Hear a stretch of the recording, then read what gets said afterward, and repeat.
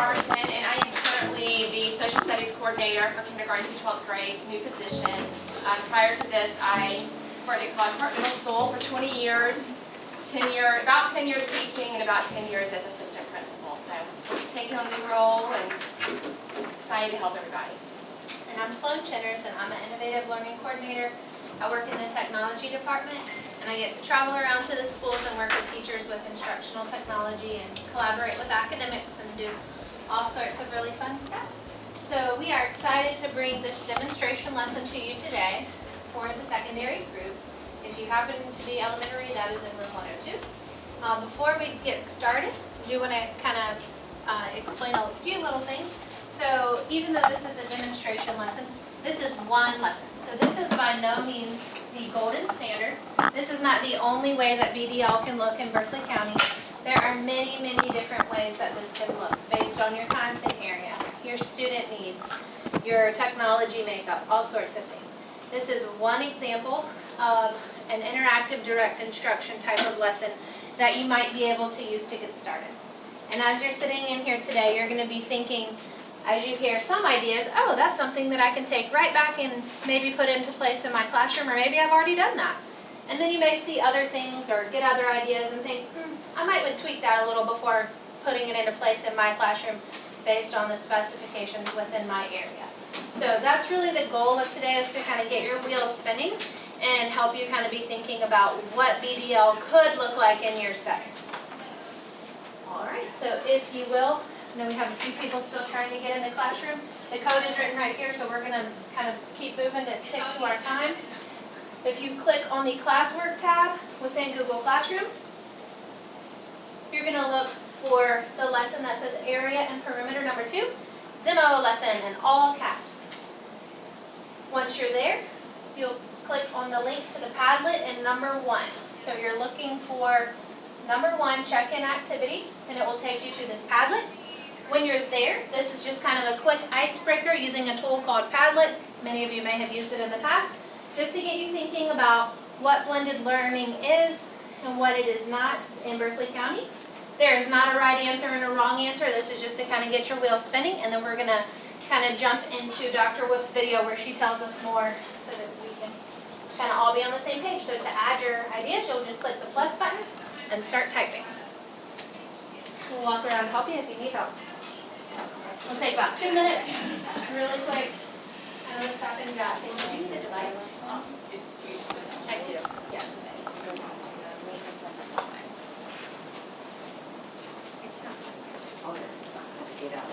So, do you mind grabbing that green scramble type in? Yeah.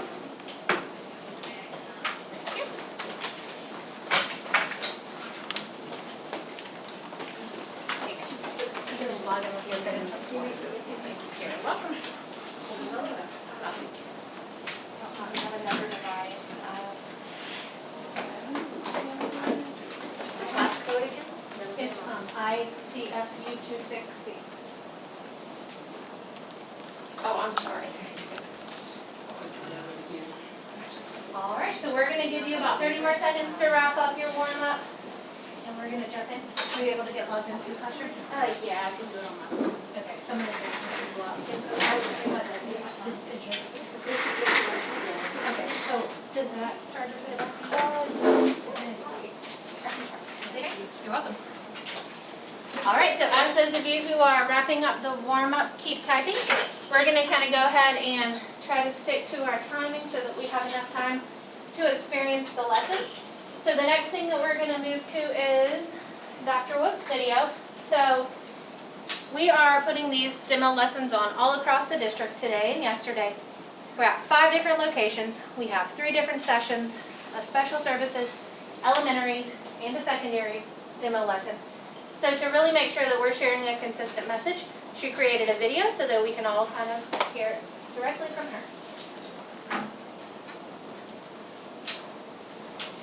Hello, Berkeley County educators. I'm Kelly Wolf, Chief Academic and Innovation Officer. We're excited to have you back for the 2021 school year. We know this year will look different in many ways. We're looking forward to seeing all the innovative things that you will be doing with your students in the coming months. This school year, we have the opportunity to redesign what education could look like. Today's demo sessions are a collaborative effort between academics and innovation and the Office of Technology. Each of you were surfers this past spring, experiencing both intense and easy waves of various sizes. Many of you rode the wave successfully and others fell off your board. But each and every day, no matter how rough, each teacher got back on their surfboard and surfed the wave. It was truly incredible to see all the amazing things both you and your students accomplished. As we move forward and ride the waves of 2021, let's capitalize upon these successes. The purpose of today's session is not to share a formula for blended distant learning, rather to provide an example of how a lesson could look for a class with both traditional and BDL students. Each pathway may have unique needs. As you plan and design instruction, you may want to consider where traditional and BDL strategies align and diverge. Let's examine some characteristics of BDL. BDL combines both synchronous and asynchronous learning. There will be times when the traditional face-to-face students are participating in synchronous learning with the BDL students from home. A variety of tools should be used to support both traditional and BDL students. These tools may vary for each group of learners. We want to build upon the digital collaboration we saw during the spring by extending opportunities for traditional and BDL students to connect. Teachers should continue to identify learning targets and differentiate instruction to meet the needs of all students, regardless of the pathway. As we approach the new school year serving students in multiple pathways, it is important to consider what BDL is not. We are committed to providing high-quality, engaging instruction for all learners, regardless of their pathway. The implementation of blended distant learning will be new for BCS teachers and students. Each teacher will continue to grow and learn throughout the year. Just like in the spring, there will be different waves to tackle each day. Often you will surf the waves successfully, but there will also be times that you might fall off your board. We are all learning from these successes and failing forward. These demo sessions are intended as a starting point or springboard for teachers. Just like the ocean, the possibilities are endless with blended distant learning, and we are excited to see what you and your students will achieve. Thank you for joining us today. We hope to provide you a peek into the classroom with both traditional and BDL students. Keep in mind that this is just one iteration. We know that you are already brainstorming ideas for the upcoming year based upon your experiences, and hope that you will take a few ones back with you today. Please take the opportunity at the end of today's session to submit questions through the provided Google form. Responses will be posted to the BDL website located on the intranet to help support all BCSD teachers. We wish you the best for the upcoming year. All right, so as you think back to what you were thinking when you first filled out that quick Padlet and what Dr. Wolf shared with us as being the vision for BDL in Berkeley County, maybe some of the things were very similar, maybe they were slightly different. And our ideas about how this looks and what the possibilities are going to kind of grow and morph throughout the year as we continue to learn more about what's working, what's not working, and we kind of just get started. So, like I said, the first tool that y'all experienced as students today was Padlet. The second tool that I'm going to quickly walk through with you is Google Classroom. Google Classroom is not a new tool at all. For many of you, you maybe have been using it for several years. For others, maybe this past spring was the first time that you really had to take a deep dive and apply it and really rely on it for most of your instruction when we were kind of thrown into the emergency e-learning situation.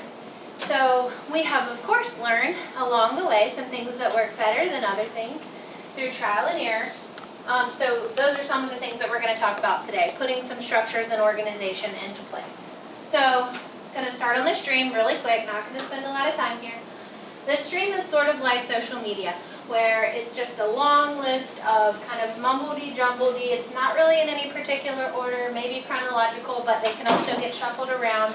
And it's sometimes difficult for students and even parents to be able to navigate and figure out what assignments students are supposed to do, when they're supposed to do them. And that's where this classwork tab really comes into handy to make the communication clear and consistent for students. So a couple of structures that we put in place in this demo are taking advantage of topics. So we created topics to try to help kind of chunk the information in a logical order. So for example, this first topic is based on a timeline. So week 1, and we put today's date, August 31st. For your content area, maybe it makes more sense to organize it by units. Maybe it makes more sense to organize it by small groups of students. You know your content area, you know your students. Just thinking about what system you might use is going to be helpful to really start the year off smoothly and set your students up for success. So within this topic, we have several assignments. So the first assignment that we posted would be something that you could use in your classroom too, like a flipped lesson.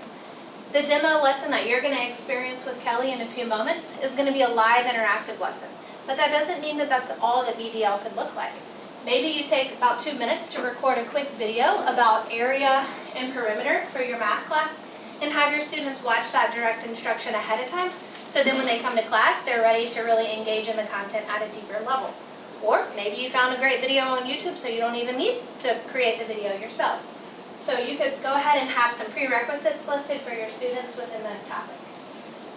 For today's demo lesson, everything we have is going to be right here in number 2, where it says demo lesson in all capital letters. So a couple of things to point out as far as the structure and organization that we use to try to make this super clear for our students and parents would be things like having information in more than one place. So for example, where it says today's agenda, when we click on that agenda, it's going to take us to a Google slide where we also have all of the same information. For some students, especially in secondary, it may be helpful to just quickly take a glance at this slide and say, okay, I'm a BDL from home student. Here's what I need to know about today. Here's what I need to be ready for the day. All right, I'm a face-to-face student or a traditional student. Here's the information that I need.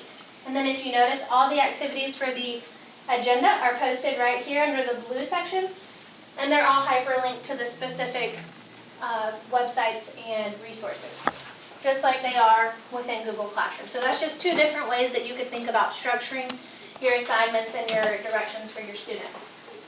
So within the agenda right here also, notice that we have a numeric system. So we have number 1, check-in activity. Number 2, blah, blah, blah. So you're able to see, if you're a student, there's no question about what I need to do first, what I need to do second, what's going to need to be turned in, where do I even find this? Because everything is numbered and it has a hyperlink directly to whatever they're going to need. Another thing that you can do to really increase that consistent communication is consider the use of symbols. Maybe as a student, every time I look at this emoji, I see, okay, there's a pencil and a hand. So what I know is that I'm going to have some writing that I'm going to be responsible for doing. So it just really takes away that dog ate my homework kind of excuse where kids are saying, I don't know where to find this, it's all over the place. Parents may have the same kind of thought process. So thinking through how you're going to organize it can really help to get parents and students on the same page and avoid those types of things. So another thing to consider is having a strong resource section. If you have some resources that you know your students are going to want to come back to multiple times, if you kind of put them together in one landing page, then it might make it easy for them to find them. So for example, Chromebook shortcuts. If you have students who are new to Berkeley County or new to using Chromebooks, maybe the actual technology fluency itself could be a barrier to their instructional learning. But if you take the time to think through, okay, what might be some struggles, what might be some resources that could be helpful in nipping this in the bud before it even becomes a problem, and kind of having them in one spot so you can direct your students there, then it makes it a much more smooth transition when you really jump into the lesson. YouTube is another thing that can really kind of help. All Berkeley County School District teachers have access to their own YouTube channel, whether they're choosing to use it or not. So if you wanted to go with that flipped lesson idea, you could host all your little short videos within your YouTube channel and have the link within in one central location. Of course, your students could also subscribe to it, but it's nice to kind of keep everything together so they know exactly where to go and find stuff. You don't even have to make your own YouTube videos if you wanted to use this as a tool for your students. You can locate great videos that are already out there and kind of curate them into playlists. So maybe you found a great area and perimeter video from another teacher. You just create a playlist, grab that video, and then your students can access that at any time. Of course, office hours and kind of a menu of different technology options for students to express their learning would be some other things that you might want to consider having posted here for students and parents to easily access. We know that technology is definitely something that students are going to really need to be able to use to be successful with this model. And in a traditional setting, as you kind of walk through your classroom and peep over your students' shoulders, you might be able to quickly see, oh, this kid's having a problem logging in. Maybe he needs some account help. Or why hasn't this student really started? They're supposed to be using this tool to show their knowledge of area and perimeter or something. So when they're at home, you don't necessarily know what's going on. So again, if you think through potential problems and kind of put some resources together ahead of time to help ease that, then it might really help them to focus on that instruction. So for example, our team and the instructional technology department, we were working the student help chat last year and realized that there was a trend. Things like students being able to clear their Chromebook cache, knowing that they need to restart their devices daily, how to enable their microphone. These were things that would tie up hundreds of chats. So we created an infographic with little short videos linked so students would know, all right, if my device seems to not be working quite right, these are some of the top issues that I can kind of check myself. If you're a student who's working from home and your internet's running slow, what are some things that you can do to still be able to fully participate and get the most out of this lesson? So all these resources are available in your classroom. You can use them and add them to your own classrooms if you feel like they would be beneficial for your students, or you can kind of make your own. Okay, so now we're going to transition into getting ready for our demo lesson. Just a couple of things I wanted to communicate before we start. Today our content is going to be 6th grade math. We know we have a lot of different contents in this room right now, so we just want to make sure that you don't focus on the content. Remember that this is just all about the experience. We want you to see how we're building community, how we're fostering engagement, how we're able to give feedback, have that opportunity to ask and answer questions, and then also provide the assessment and the reflection pieces. So just try to focus on the experience about how, because I think this is why you all came here today, how can you truly balance those kids that are sitting in front of you in your classroom with those that are at home. We're going to be using a platform today called Desmos. It's really geared more towards math, but they are starting to add some tools in it that are for other content areas. But I want you to know that it's very similar to Pear Deck and Nearpod. So if you're familiar with those two tools, it's kind of the same idea. And what it offers is that a link is shared with students. Students can all do their individual work. They can answer a question. They can drag something to sort or whatever it is that your activity is. And the teacher dashboard allows you to see every student's slide live so that you can tell if they've even started working. You can see if they have done something wrong. Maybe they need some feedback or correction. And it just helps you to provide all that feedback and make sure that you're engaging those students. So we don't want you to think that this is the only way to do it, but this is just one example that's kind of a basic way that you can kind of get started. And then we'll definitely push out some more ideas later in the year as we progress. But all of these tools are free as well. This one is called Desmos, and it's on your sheet right there for more information. At the end, after we go through the demo, I'll actually show you my screen so you can see what I'm looking at. But if you'll just try to kind of absorb the experience and think about how we're engaging both groups of learners as we progress, that's the best thing you can do as we go through this. Absolutely. And really quickly, what's on this sheet are some other ideas for technology support as well as BDL support. If as you're sitting here thinking about the questions that you have, you notice that there's a course that's going to be offered on that, you may want to consider signing up for that for tomorrow or Friday. And on the bottom are the quick tutorials for Pear Deck, Desmos, and Nearpod that Kelly was talking about. You can access it by scanning it with your phone or through the Google Classroom. And like she said, we're going to be collecting the questions that you have on a Google form. So as you're experiencing this lesson, you're going to think about it in terms of 3 kind of hats. You're going to think about yourself as a teacher, what questions you have. You might think about yourself as a traditional student And then you might also think about yourself as a BDL student so that you can really capture the meat of the questions that you're trying to get at. So this is a screen that we're going to use today, so when the students who decide to be volunteers for our blended distance learners, when they log into the Meet, they will see this, and it's just reminders of the norms. You'll notice that there's also a timer here, so that kids at home know, okay, I need to make sure I'm doing all of these things, and I'm ready to go. In 3 minutes, I'm going to see Ms. Swisher's face, and we're going to start that live interaction. So it's just an idea of how you might set that up, just directions for the day. You might have to customize it each day depending on what you're doing. We wanted to make sure we pointed this out because we noticed in some of our earlier sessions that some of our teachers were having trouble with knowing how to mute and unmute the microphone. So if you go down to the bottom of your Meet, you'll see these images, and this one represents the microphone. So you want to make sure you're muted when you join. Camera view will be optional, which is maybe what you ought to offer in the beginning for your students as well. They might be a little camera shy until they get to know you and they get to know your classmates. And if you find that, you might want to suggest that they just put a picture and emoji until they start to become more comfortable. Raise your hand. There's an extension that's been pushed out to everyone now. Technology did this week, actually. All students have it, all of you have it. It's called Nod. You're going to notice in the upper left of your screen on Meet, there will be a little thumbs up, and you're going to notice that there will be a little figure with a hand raised, and we'll point this out in a few minutes. And if you click on that, then a notification pops up on the screen that says, Peggy raised her hand. And then it enables me to say, Peggy, will you go ahead and unmute your microphone and ask your question? So those are some features that you'll see demonstrated as we go through this today. We're also going to recommend that you have 2 tabs open, and Sloan will help you when you get in the next room. But that enables you to have your assignment on one side of the screen and your Google Meet open on the other side of the screen, so that students don't have to constantly toggle between tabs. Everything is in view all at once.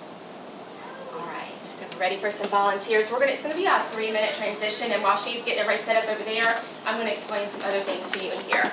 So if you have a pair of headphones, we would ask for you to come over to the other room to be the BDL students so that we can experience an authentic combination of the traditional students from here and BDL students plugged in learning from home over here.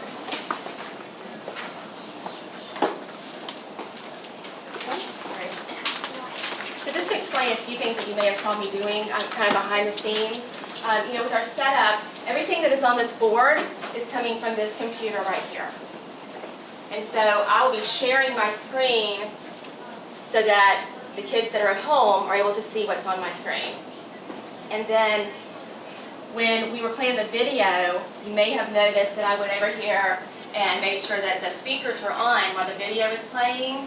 But then when the video ended, right then was my cue. I need to make sure I cut the speakers back off, because I know that when we get to this segment, everything that involves sound has to be off over here.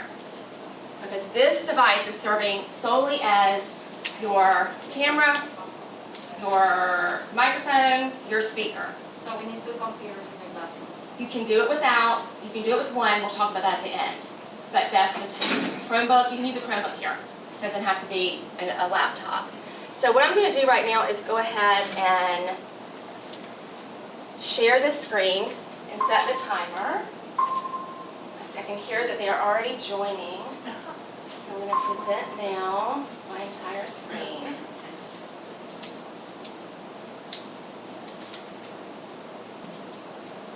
Oops, wrong this one.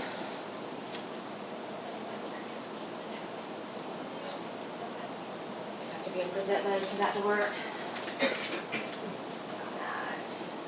Oh, it's counting down. Is it moving over there? Okay, all right, it is working. All right, so we just noticed that they need a little bit more time to set up, because what's happening over there, and your students at home will have already, after you've given the instructions and taught them how to do this, will be able to get that started so that they're ready when you're ready to start. But what they're doing over there is they're just signing onto the Meet. They are also just making sure that their headphones work. We've noticed some issues with some of the headphones that have been brought in today. And they are getting their screens set up so they can see 2 screens at once. So we just need a little bit of time for that. So I'm going to let this timer go for just a few minutes. When the timer goes off, or whenever she tells me that they're ready, whichever one happens first, I am then going to stop sharing my screen. because I want to see their faces. I need to do a video check, make sure everybody can see me, and I need to do a sound check and make sure that everybody can hear me. And then once I know that we're good to go, I'll share my screen again, and then we'll get started on the assignment. So what I would like for maybe y'all to do right now, just so that you're ready when we're getting ready to start, is go ahead and go into your Google Classroom. You're probably already there. And scroll down. I believe it's number 5. You're going to see the link to the independent and guided practice activity. It says Desmos.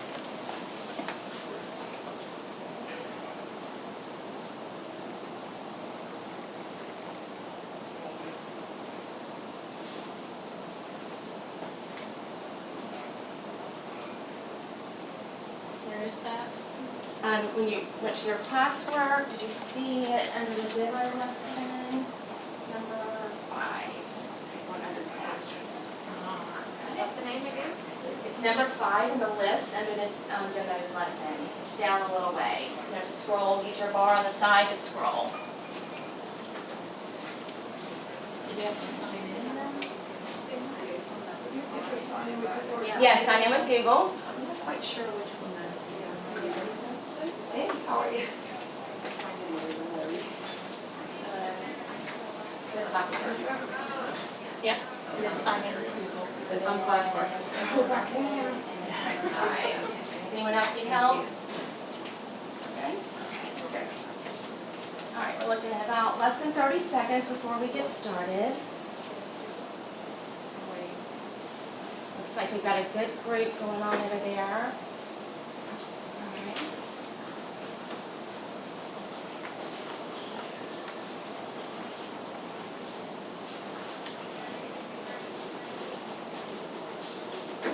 Even if you don't know math, we just want the participation, so I don't care what you say if I call on you, okay? All right, so the timer's going. I'm going to stop sharing.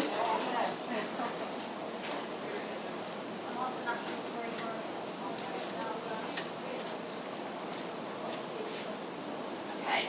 All right, I want to check on my students at home. If you can see me, can you give me a thumbs up? Okay, I'm worried that some may not be able to hear me. All right, Victoria, do you have a question? It disappeared.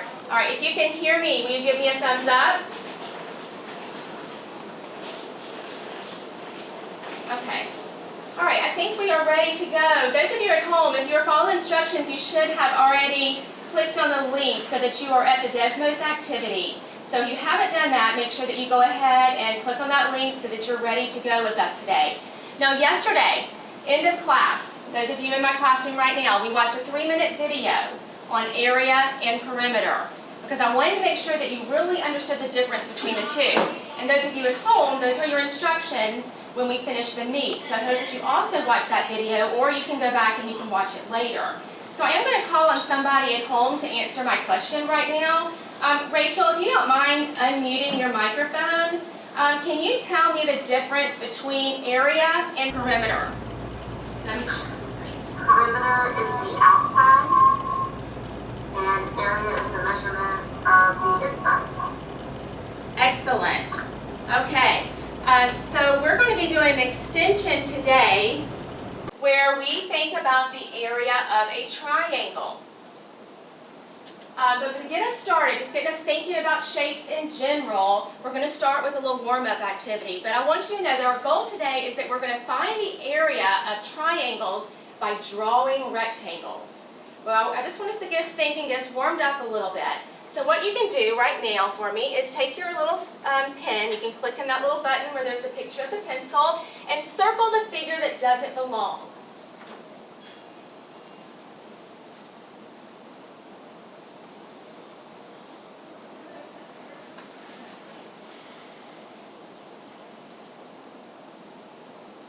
Adam, are you in here?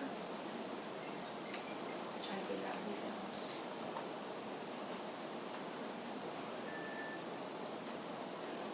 Drew, are you in here? All right, I'm looking at your answers and I see several different ones circled. Drew, would you please unmute your microphone and explain your thinking? Let's see, I did my number of squares, actual area, and So I have the larger area for D. Okay, so Drew is explaining that he chose D because there are 6 squares and all of the rest have 4. Very good answer. And we could actually take the time to talk about each of those, but because we're just doing a fast-paced little demo here, I'm going to go ahead and move on. All right, so we're going to do something a little bit different. What I'd like for you to do now is go to slide 7.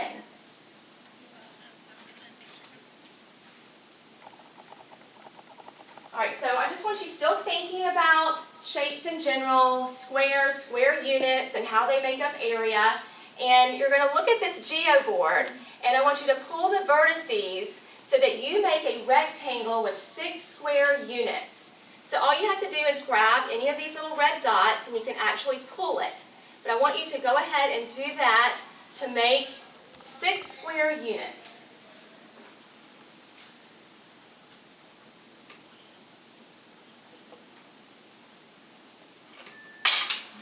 Y'all are doing a great job with this. I do see some triangles. I think you're still working though. Sometimes it takes a few minutes to kind of figure out how to grab it and pull it. But to make a shape that is 6 square units, how do you figure out if it's 6 square units? Let me have someone who's in class with me right now. Can you answer that? Yeah, you just make sure that there's 6 squares inside of it. All right, pretty easy. Yeah, you just count the squares. We want to make sure that we have 6 squares. And we're saying units because we don't know the unit of measurement. We don't know if it's inches, centimeters, so we're just saying units. All right, let's go ahead now and go to slide 9.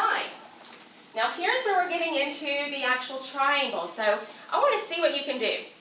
I want you to think about what you know about the rectangles we just looked at, counting the squares to get the square units. And you can use the drawing tool if you'd like, if you need to draw to make a square, make a rectangle. And then after you do that, I want you to think about what the area of this triangle is, based on what you know about squares and rectangles. And then put your answer in this white box.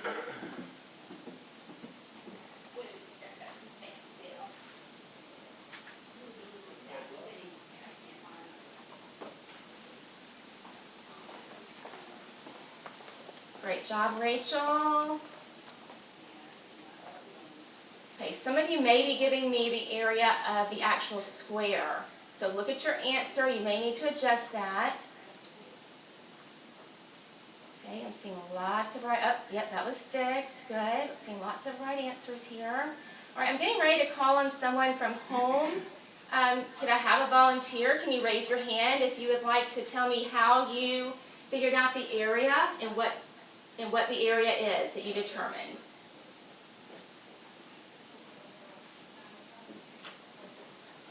So you click on the nod extension in the upper left, and then I will see that you would like to respond.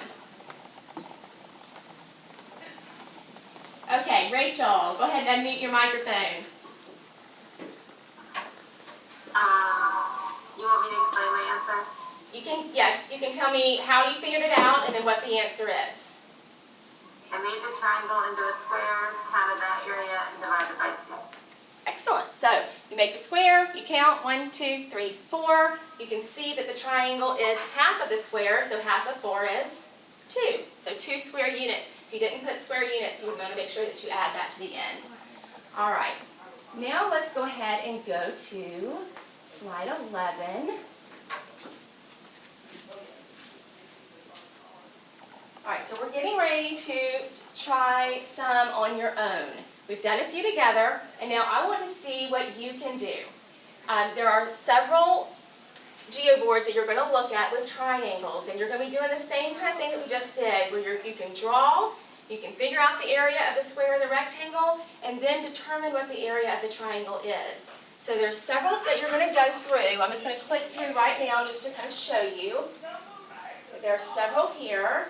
There's an area where you can just let me know how you're feeling about this. Are you understanding it? Red light, yellow light, green light. And then an area for you to ask a question if you have a question you'd like to ask me. And then some challenge questions. I want to see if you can really apply it a little bit deeper. And then you're going to see an exit ticket. And right before the exit ticket, you will see a little video in case you need a little refresher. You don't have to watch this. And then, the actual exit ticket, which is going to help you apply this to more of a real-world situation. So those of you at home, I want you to go ahead and start on the independent work. If you want to stay on Google Meet, just make sure that your microphone stays muted. I will be probably walking around the room a little bit, helping some kids in class, but I will keep monitoring the screen in case you have any questions. And I'll have a student helper in here who will help me as well. So if you have a question, remember to use that nod extension in the upper left, and then I will get to you to help you with that feedback. I'll also be monitoring your work. Since I can see what you're doing, I can tell if you're continuing to work, and if I see something that maybe makes me think that you don't understand, then we'll definitely have to get in touch with one another and make sure that we correct that misunderstanding. If you feel like you're good to go and you don't need to stay on the Google Meet, you're welcome to sign off the Google Meet. Just please make sure that you do finish the activities and watch the video in preparation for tomorrow's lesson, and reach out to me if you have any questions at all. All right, those of you in class with me, if you want to go ahead and get started on your independent work, if you have a question, just raise your hand. And let's see. Cindy, will you be my student helper to help monitor the screen in case someone at home has questions? Okay. All right, that's it. Okay, we're not really going to do the independent work. Just kind of wanted to guide you quickly kind of through the process and let you see how we can engage two groups of students at once. It is doable. And I am going to show you what my screen looks like. I just want to wait until they get over here so that they don't miss out on that as well.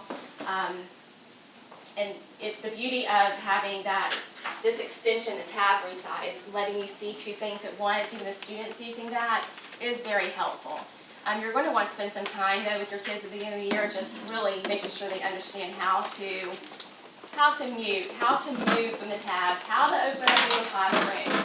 I mean, I think a little bit of in-depth time doing that is going to save you time down the road when having to answer those questions constantly in the middle of a lesson. So I'm going to share my screen now because I want you to see. I think about how I do this.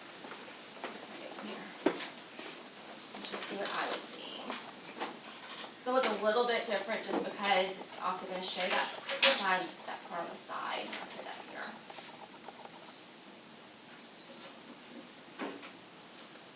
Okay, so this really gives you an idea right here of what I was looking at. I could see everyone at home right here in the Google Meet, in the grid view. This is that nod extension with the thumb. Yeah, go ahead. Oh, right, that may be better. Okay. Well, anyway, this is what I was looking at on the left side of my screen. So I could see everyone, and if you can notice this little notification, I left it up when you raised your hand last time just because I wanted to make sure I had it here to show you that it shows Rachel raised her hand. And if after I've called on her, answered her question, if I just click it, it goes away. And then on the right side of my screen, this is where I had my teacher dashboard for Desmos. And if you use a Nearpod or Pear Deck, it's the same type of thing where you can see all student work at once. So I can see answers, I can see your drawings right here. I had to scroll down just a little bit to see all of your work, but it's there. I can give instant feedback and correction if needed. So it's a great tool. And it's doable. It's doable. You're going to make mistakes. You're going to make mistakes. It's going to happen. So I just don't want you to get worried about that. I mean, Sloan and I, just in preparation for this, going through it in your head is so much different than when you actually put it in practice. And that's when you're really going to learn how to do it. All right. Do we have time? We have 5 minutes. 5? Videos at 4 minutes. All right, so have y'all seen this video? It was kind of being pushed out on Facebook. You have access to this. We're not going to take the time to show it right now just because it's about almost 5 minutes long, and that's about how long we have left this session. But this is, it goes into detail about actually how to set up your devices. The quick summary is that this device, everywhere I told one group that was in here with me, everything that involves speakers and volume and sound is off. This device is what's showing up here. This device is the one that we're using to present the screen.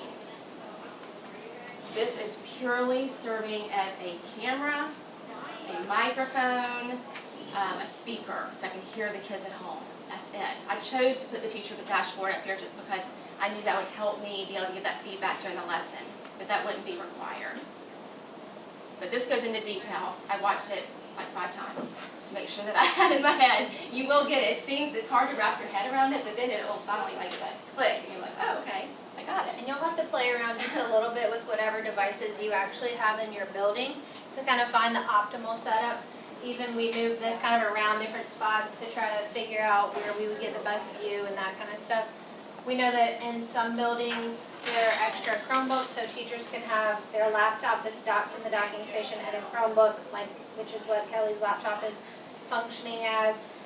We know in some schools there's an iPad that might be able to be used to be kind of the video and the audio component. In some schools, teachers literally only have the laptop that's on their docking station. So if that's the situation that your school is in, know that you can kind of play around with where your docking station is, but you might need to put it in a work order if you're going to be doing more than just kind of sliding it down your desk. So you just kind of have to play around with it before you get started on the first day and kind of find that optimal setup for you. But this video really is helpful. Yeah, I want to show you quickly, just in case you don't remember where it is. If you go back to our demo lesson, our agenda slide is the first link here. And that is where all of those other links to the videos, that's where you can find those. So you'll continue to have access to that. It's also on the BCSDIT YouTube channel too. Yes, lots of different places you can find it. So just to kind of show you some other ones, Sloan last night actually made a video instructing you how to put that tab resize extension on so that you can have those 2 views.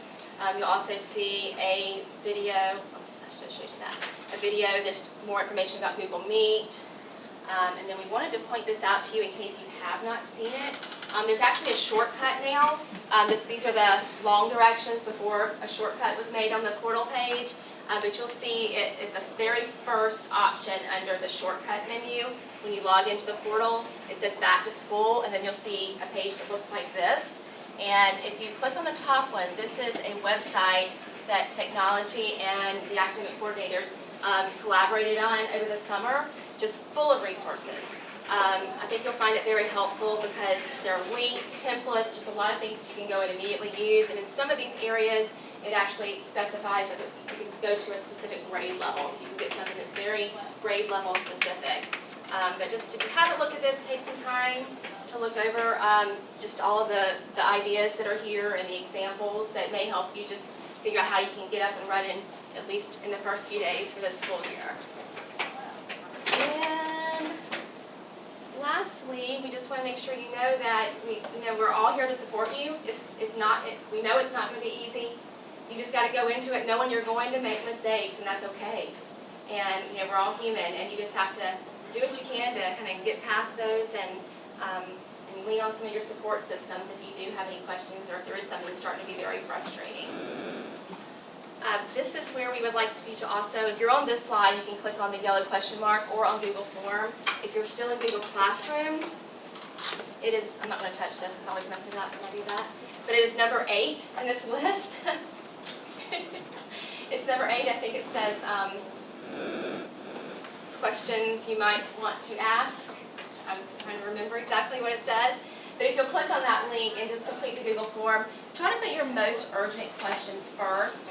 We just want to make sure that when we're going through these to try to at least get a good Q&A document together by Monday, that we're really responding to those questions that are most urgent. And there are some sessions being offered Thursday and Friday that are specific to that website, but they're Google Meet Live sessions, so that would be a good opportunity if you do have some questions for someone to be able to answer those specifically right then. So we can just go ahead and complete that form, and then that's actually it for us today. You are welcome to leave at that point.